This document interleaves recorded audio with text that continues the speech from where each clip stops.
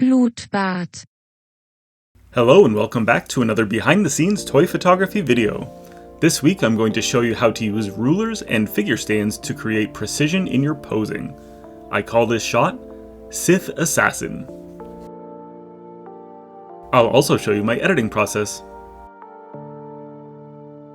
While I'm certainly no Separatist, I've always admired both the size and coordination of the CIS droid army.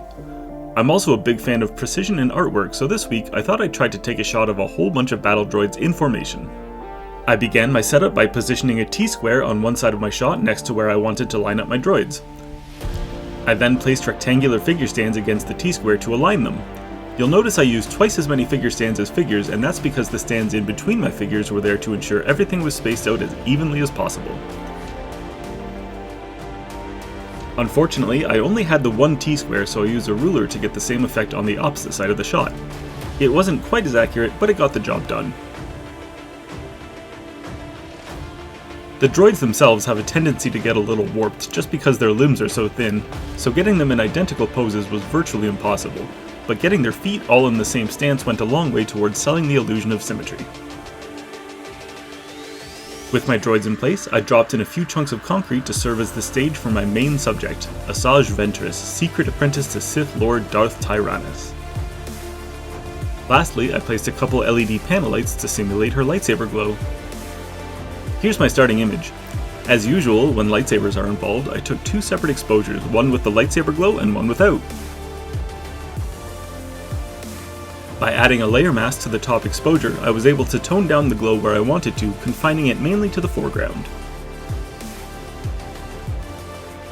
Next, I added adjustment layers for levels and color balance before cropping the image a little more tightly.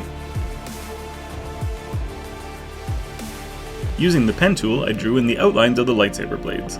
I then converted my path to a selection and used the brush tool to paint the blades in. With inner and outer glow layer styles, I colored the blades red, and then I merged the styles into one layer in order to blur them just a bit. I find the subtle blur makes the colors of the saber blend together more naturally.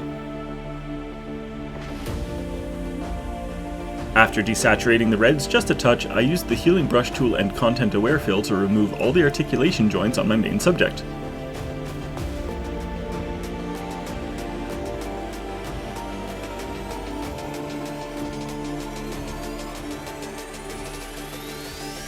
Finally, I further touched up the lighting on my toys with the dodge and burn tools.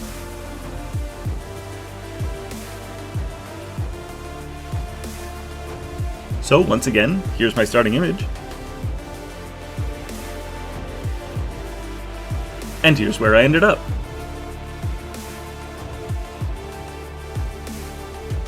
Thank you so much for watching. If you enjoyed this video, please consider liking and subscribing, and make sure to check me out on Instagram.